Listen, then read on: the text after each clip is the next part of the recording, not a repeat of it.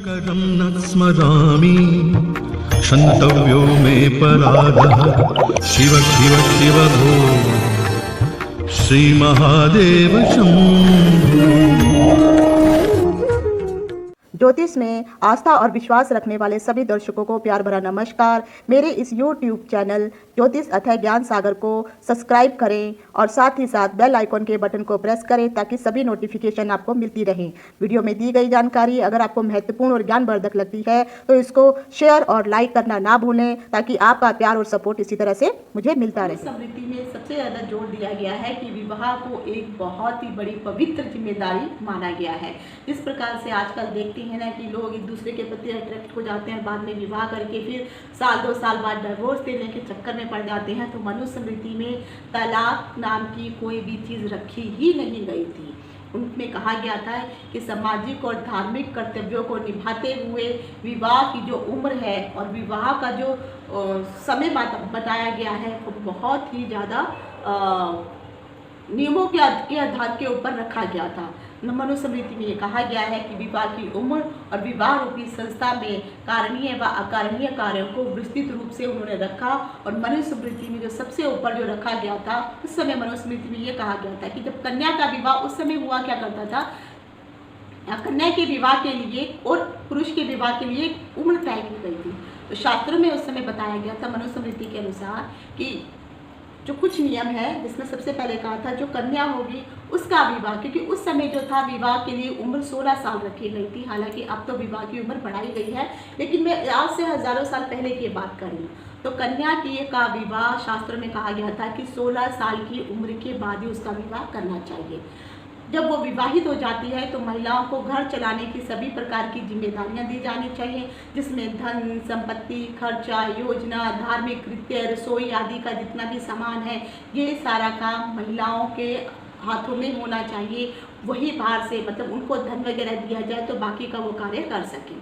महिलाओं को श्री लक्ष्मी समझते हुए उनका सम्मान करने के लिए शास्त्रों में कहा गया है।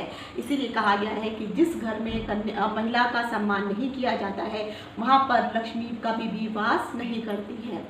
हर पुरुष को वही महिला मिलती है जो पत्नी के रूप में नियत होती है, जिसके लिए उसे देवताओं का आभारी होना चाहिए, क्योंकि उनके पिछले जन्म के कर्मों के अनुसार उनको उसी प्रकार की महिला पत्नी के रूप में प्राप्त होती है। पति व पत्नी को अपनी सभी प्रकार की धार्मिक जिम्मेदारियों का निर्वाह करते हुए सामंजस्य पूर्वक तरीके से जीवन यापन करना चाहिए। अगर ऐसा कोई कार्य नहीं भी करना चाहिए जिससे उनके बीच में कभी भी दरार या तनाव उत्पन्न हो जाए।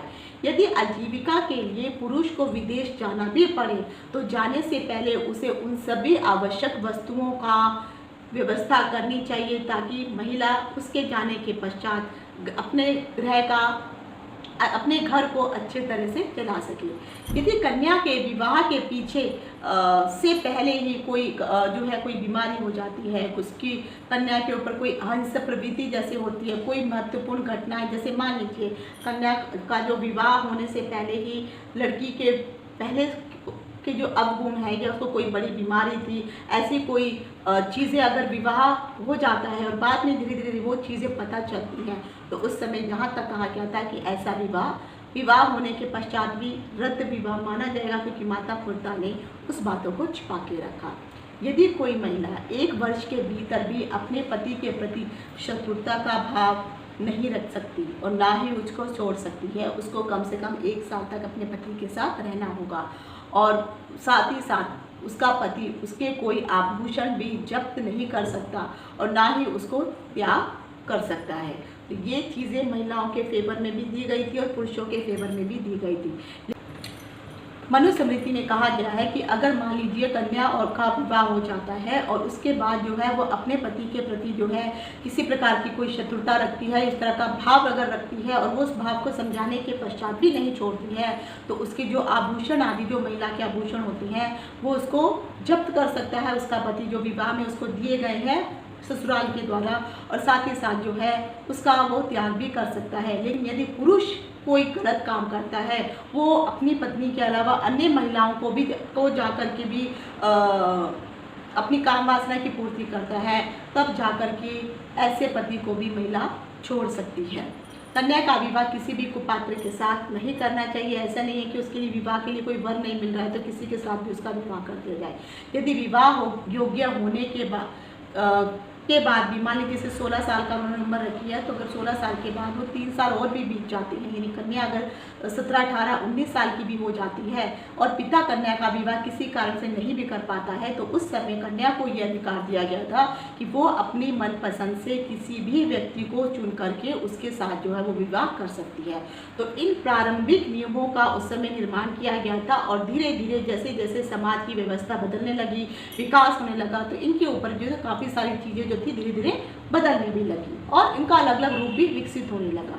तो उसी प्रकार शास्त्रों में यानी मनु संहिता में बताया गया है कि प्राचीन काल में 8 प्रकार के विवाह के बारे में प्रचलन किया गया था और माना जाता था कि संसार में जितने भी इस समाज में ये जो 8 प्रकार के विवाह हैं, ये विवाह कौन कौन से थे और इन विवाहों को में से जो सबसे बेस्ट विवाह था, आखिर वो अच्छा विवाह क्यों माना जाता था, इसके पीछे कारण क्या था, वो क्यों ऐसे रखे गए थे, इसके बारे में मैं आपको जानकारी दे रही हूँ।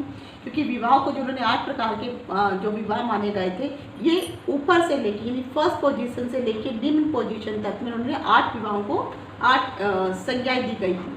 तो उसमें 8 प्रकार के जो विवाह थे, तो उन्होंने कहा था जो सबसे पहले नंबर पर विवाह था वो था ब्रह्म विवाह, फिर देव, अर्ष, प्रजापत्य, असुर, गंधर्व, राक्षस और 50 विवाह। इसमें 50 विवाह को सबसे ज़्यादा निम्न श्रेणी का माना गया था और जो विवाह सबसे ऊपर रखा गया था वो था ब्रह्म विवाह। आखिर मनु संहिता में इन जो 8 प्रकार के जो विवाह के बारे में बताया गया है, इसमें किस प्रकार का वर्णन मिलता है, क्योंकि कोई भी विवाह क्यों ना हो, हर विवाह में कुछ कमियां भी थी, कुछ विशेषताएं भी थी और इन्हीं को सामने रखा हुआ था। तो सबसे पहले कहा गया था कि ब्राह्मणों के लिए कहा गया था कि उनके लिए 6 प्रकार के विवाह उचित माने गए थे। क्षत्रिय, वैश्य और शूद्र के लिए अर्ष, प्रजापत्य, असुर और गंधर्व विवाह उचित माना गया था, लेकिन राक्षस और 50 किस्म के विवाह किसी के लिए भी ठीक नहीं माने गए थे और सभी को उस प्रकार के विवाह से यानी जो 7वां नंबर और 8वां नंबर का जो विवाह है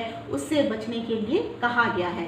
तो ब्राह्मणों को पहले से लेके 6 नंबर तक के विवाह करने के अलाव था, वो कर सकते थे। तो आखिर अब वो कौन कौन से विवाह है और आखिर इस प्रकार के विवाहों को किस प्रकार का वर्णन दिया गया है वो मैं समझा रही हूँ। ब्राह्मणों के लिए कहा गया था, यानी यहाँ पे ब्राह्मणों के साथ साथ बाकी जो अन्य हैं वो भी इस प्रकार के विवाह कर सकती हैं, लेकिन स्पेशली ब्राह्मणों के लिए कहा गया था जो ब्रह्म विवाह आता है। ब्रह्म विवाह की संज्ञा दी गई थी कि इसमें कन्या का पिता सब प्रकार से योग्य वर को ढूंढेगा, उसके परिवार के जनों के साथ उसको अपने घर बुलाएगा और सारे रीति रिवाजों को पूरा करके समाज के सामने उसका विवाह करेगा। जो भी वर होगा उस वर में किसी प्रकार की कोई कमी नहीं होनी चाहिए। और जिस प्रकार से मैंने कहा सारी अपने कन्या की अच्छाई बुराई पुरुष की और वो जो वर वाले हैं वो सारी चीज़ों को एक दूसरे के सामने रखेंगे, छुपाएंगे नहीं और धार्मिक रीति से जो भी उनके रीति रिवाज हैं उससे अपनी पुत्री का विवाह करेगा और फिर उसका वो कन्यादान करेगा। तो इस विवाह को ब्रह्म विवाह की संज्ञा दी गई थी और ये ब्रह्म विवाह आज तक भी प्रचलित है। हालांकि कई जगह पर जो है जबरदस्ती विवाह कर दिया जाता है जो सही नहीं है।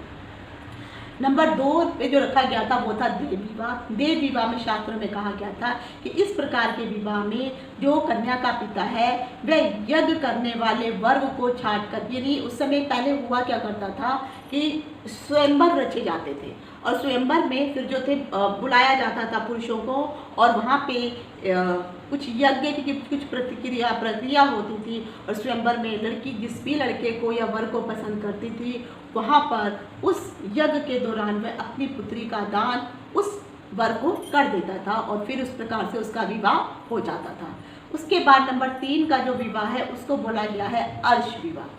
यहाँ पर होता क्या है, जैसे जो दूर दराज के खासकर जो पहाड़ी इलाके हैं वहाँ पे जो पहाड़ रहते हैं तो दूर दराज के जितने भी पर्वत वाले प्लेस होते हैं वहाँ पर आपको ज़्यादातर इस प्रकार के विवाह देखने को मिलेंगे। इसमें कन्या का पिता जो है अपनी पुत्री से पूछता है और ख़ासकर अगर कन्या को पहले से ही कोई वर पता होता है या कन्या के पिता को भी कोई वर पता होता है तो विवाह करने के इच्छुक वर के पास के घर में वो गायों को लेकर के जाता है और फिर विवाह का प्रस्ताव उनके सामने रखता है और फिर वो दोनों राजी हो जाते हैं तो यहाँ पे उनका विवाह कर दिया जाता है। तो ये होता है अर्श विवाह। उसके बाद आ जाता है प्रजापत्य विवाह। नंबर 4 पे जो प्रजापति विवाह करते हैं उसमें कहा गया है कि प्रजापति ब्रह्मा का कर्ज उतारने के लिए कन्या का विवाह जो है करने के लिए जो कन्या का जो पिता है वो एक योग्य वर की तलाश करता है और अपने कन्या को जो है ये कहता भी है कि जिस भी योग्य वर से मैं आपका विवाह करूंगा, और वो उस योग्य वर से एक प्रण भी लेता है कि ये वर तुम्हें जिंदगी भर सुखपूर्वक रखे, तुम्हारे पास संतान उत्पन्न हो, उनका पालन पोषण करने में ये तुम दोनों एक दूसरे की सहायता करो। तो प्रजापत्य विवाह जो है ये भी शुभ विवाह माना जाता है। इसमें भी सभी समाज के लोग शामिल होते हैं। फिर आता है असुर विवाह। असुर विवाह जो है जो आज से कुछ साल पहले बहुत ज़्यादा प्रचलित हुआ था, बल्कि आज भी है।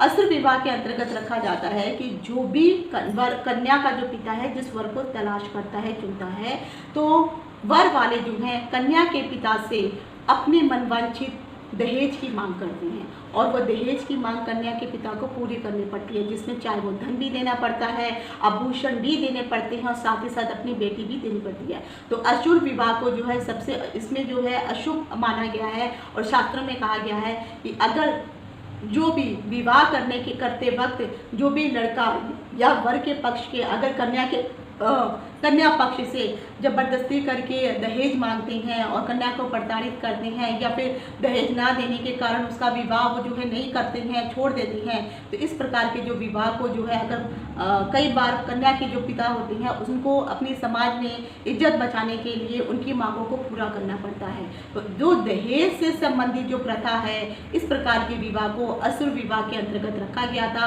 और कहा गया था कि इस प्रकार का विवाह वर्जित होना चाहिए, नहीं होना चाहिए। क्योंकि फिर आपने देखा था कि जब कुछ साल पहले इस प्रकार की, आज भी कई जगहों पर इस प्रकार की चीज़ें होती हैं, तो वहाँ पर जो है फिर बाद में कन्या को प्रताड़ित किया जाता है।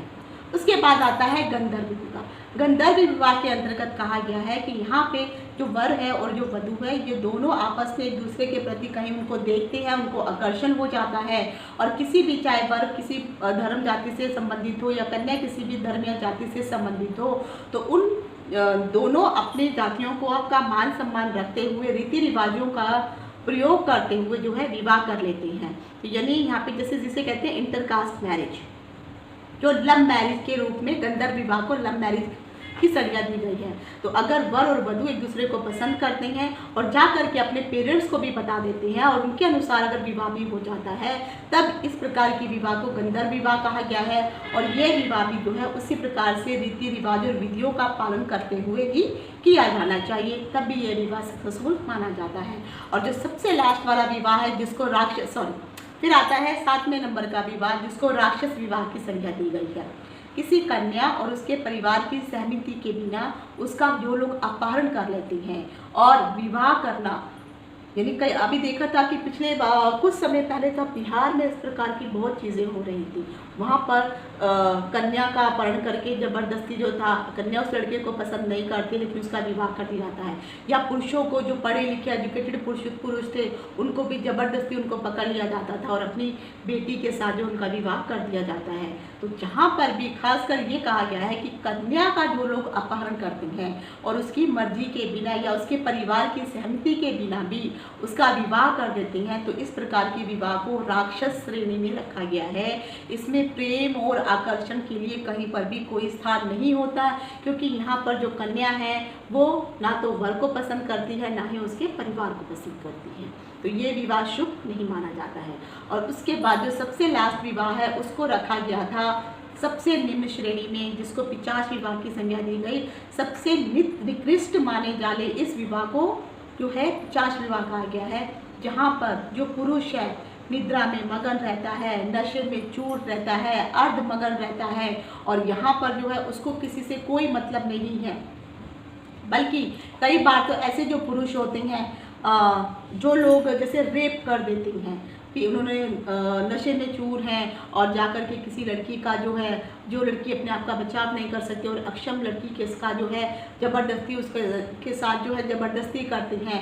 और उसके बाद फिर वो लड़की, अगर वो, कई बार ऐसा भी देखा गया है कि एक लड़का है वो एक कन्या को पसंद करता है पर कन्या उस लड़के को पसंद नहीं करती है, तो ज़बरदस्ती नशे में जाकर के वो उसके साथ जो है उसका बलात्कार करता है या गलत तरीके से जो है उसका ज़बरदस्ती उसके साथ संबंध बनाता है। और संबंध बनाने के पश्चात वो उसको डराता धमकाता है कि अब तेरे साथ तो कोई शादी नहीं कर सकता है, तो तुझे ही मेरे साथ विवाह करना होगा। तो इस प्रकार का भी अगर मजबूरी में उस कन्या को अगर उस पुरुष के साथ विवाह करना पड़ता है तो इस प्रकार के विवाह को पिशाच विवाह की संज्ञा दी गई है। और ये विवाह जो है सबसे निम्न निकृष्ट श्रेणी में रखा गया है। हालांकि मनुष्य संहिता में कहा गया है कि इन 8 प्रकार के विवाहों में आजकल अगर आप देखा जाएंगे तो 2 प्रकार के विवाह ही सबसे ज़्यादा प्रचलित है। नंबर 1 जिसको हम ब्रह्म विवाह कहते हैं, जिसमें पिता एक अच्छे पुरुष वर्ग की तलाश करता है और वहाँ पर जाकर के दोनों परिवारों की सहमति के अनुसार पूरे समाज में रीति रिवाज के अनुसार विवाह किया जाता है। और नंबर 2 है जो गंधर्व विवाह, जिसे हम प्रेम विवाह की भी संज्ञा देते हैं। प्रेम विवाह में भी लड़के के परिवार वाले और लड़की के परिवार वाले एक दूसरे की को समझते हैं, एक दूसरे से मिलते हैं, एक दूसरे के परिवारों से मिलते हैं, सहमति रखती हैं और फिर उनका विवाह हो जाता है। तो इस प्रकार के विवाह का चलन आजकल बहुत अधिक है। पहले के परिवारों के अगर देखेंगे, जो पहले के ज़माना हुआ करता था उस समय इस प्रकार की जो विवाह की व्यवस्था थी, उस सारे व्यवस्थाओं में धार्मिक कृत्यों के बाद ही यह विवाह संपन्न किया जाता था। और दूसरे में बहुधा अगर देखेंगे जो गंधर्व विवाह है उसमें ज़्यादातर जो है प्रेम को बहुत अधिक महत्व दिया जाता था। और जो लोग प्रेम विवाह जो है घर से भाग करके भी कर लेते हैं तो ऐसे विवाह को भी उतना ज़्यादा शुभ नहीं माना जाता है। लेकिन अगर कोई लड़का और लड़की आपस में प्रेम करते हैं और अपने परिवारों को बताते हैं तो दोनों परिवार इसके लिए अगर सहमत हो जाते हैं और जाकर के फिर वो विवाह अगर समाज के सामने करते हैं तो इस विवाह को भी अत्यधिक शुभ माना जाता है। लेकिन कई बार ऐसी कंडीशन आ जाती है जहाँ पे वर पक्ष या कन्या पक्ष के जो है परिवार वाले हैं इस चीज़ को जो है युवक को या तो पसंद नहीं करते या युवती को पसंद नहीं करते, तो यहाँ पर जो है ये दोनों जो है फिर उन दोनों को अपने परिवारों को छोड़ करके विवाह कर लेते हैं। तो गंधर्व विवाह भी आजकल बहुत अधिक प्रचलित में है। लेकिन मनुस्मृति में सबसे बड़ी बात ये कही गई है, चाहे विवाह का कोई भी प्रकार हो। हालांकि जो पहले लास्ट के जो 3 विवाह हैं, 2 विवाह हैं, वो सबसे अशुभ माने गए हैं। लेकिन उसके बाद के जो विवाह जो भी है, वो जो भी विवाह है वो आपको अवश्य करने चाहिए, उसी तरीके से विवाह करने चाहिए। लेकिन मैं यही कहती हूँ कि जो भी जिस भी तरीके से आप विवाह करते हैं, यहाँ पर सबसे बड़ी मेन चीज़ यही है कि जीवन में बहुत सारे ऐसे पुरुष हैं, स्त्रियाँ हैं जिनको आजकल ये लगता है कि हम कमा रहे हैं, पैसे कमा रहे हैं, हमें किसी की सहायता की ज़रूरत नहीं है। लड़का सोचता है मुझे किसी लड़की की ज़रूरत नहीं है, मुझे आज़ादी चाहिए, और लड़की सोचती है मुझे किसी लड़के की ज़रूरत नहीं है, परिवार की ज़रूरत नहीं है, मुझे भी आज़ादी चाहिए। तो इन ख्यालों को दूर रख करके सबसे पहले आप दोनों व्यक्तियों को इस युग में, चाहे जितने भी युग आते रहें, विवाह करना बहुत ही महत्वपूर्ण माना गया है। मनुस्मृति में यही कहा गया है कि इंसान का चाहे कन्या हो या पुरुष हो, उसका जन्म होता है, जन्म होने के पश्चात सबसे ज़्यादा महत्वपूर्ण है उनका वैवाहिक जीवन, जब वो विवाह करते हैं, और ये बहुत महत्वपूर्ण घटना उनके जीवन में मानी जाती है। हालांकि अगर देखा जाए उसके बावजूद कई लोगों के बीच में मनमुटाव होता है, लेकिन खासकर मैंने जो देखा है पश्चिमी जगत के ज़्यादातर जो लोग हैं वो कोशिश यही करते हैं कि लंबे समय तक अपने रिश्ते को बांधने की कोशिश करते हैं। और वहाँ पर जो है पहले इस प्रकार के नियम बनाए गए थे कि दोनों कभी भी हस्बैंड वाइफ एक दूसरे को जो भी है समझेंगे और अपने विवाह को चलाने की कोशिश करेंगे।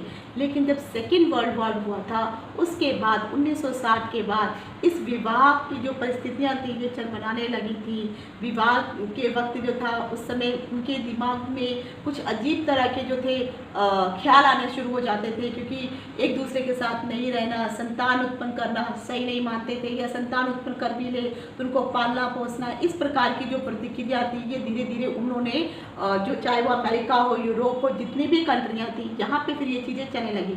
हस्बैंड जो है वाइफ को छोड़ के चला जाता है, वाइफ अकेले ही फिर बच्चों का पालन पोषण करती है, या फिर कई बार अगर हस्बैंड की डेथ भी हो जाती है तो उसको ही अकेली माँ बन के ही या बिना विवाह के कारण ही उसका जो है जैसे वहाँ पे ये रखा जाता था कि अगर आपने विवाह कहीं नहीं भी किया है तो आप फिर भी आप संबंध बना सकते हैं। और वो संबंध बनाने के बाद अगर कहीं पे लड़की कंसीव हो जाती है तो कई बार उसका अबॉर्शन कर दिया जाता है और कई बार वो बच्चे को पैदा भी कर देती थी। तो फिर वो अकेली माँ बन करके ही फिर उस बच्चों को वो पालती थी। तो आजकल अगर आप देखेंगे तो बाहर की जो कंट्री में जो है, जो विदेशों में विवाह की इतनी वैल्यू नहीं रह गई है।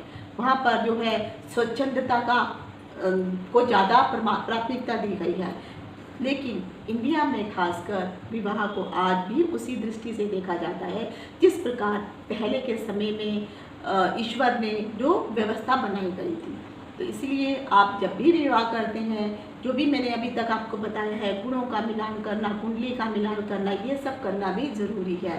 ये घटिया चीज़ें अभी आप सोचेंगे पुरानी बातें हैं, इनमें कुछ नहीं रखा है, तो आप ये सब मत मानिए, क्योंकि विदेशों में ये सब चीज़ें नहीं देखी जाती हैं। इसीलिए वहाँ पर शादी ज़्यादा समय तक नहीं टिक पाती है और तलाक हो जाते हैं। आजकल इंडिया में भी उसी प्रकार की चीज़ें हो रही हैं।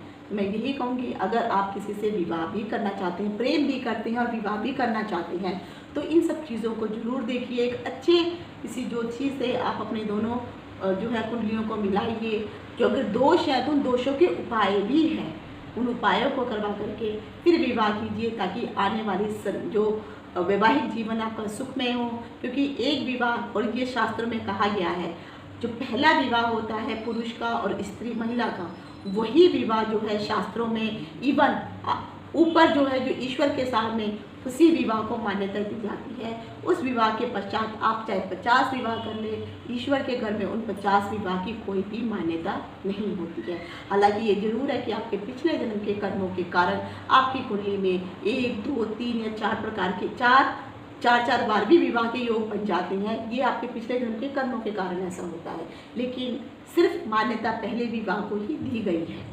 कोशिश कीजिए जब भी आप विवाह करते हैं, विवाह करने से पहले जो भी मैंने चीज़ें बताई हैं इनका उपयोग जरूर कीजिए। जहाँ पे दोष लगता है वहाँ पे उपाय करिए, फिर जाके आप विवाह करिए, क्योंकि विवाह बार बार नहीं होते हैं।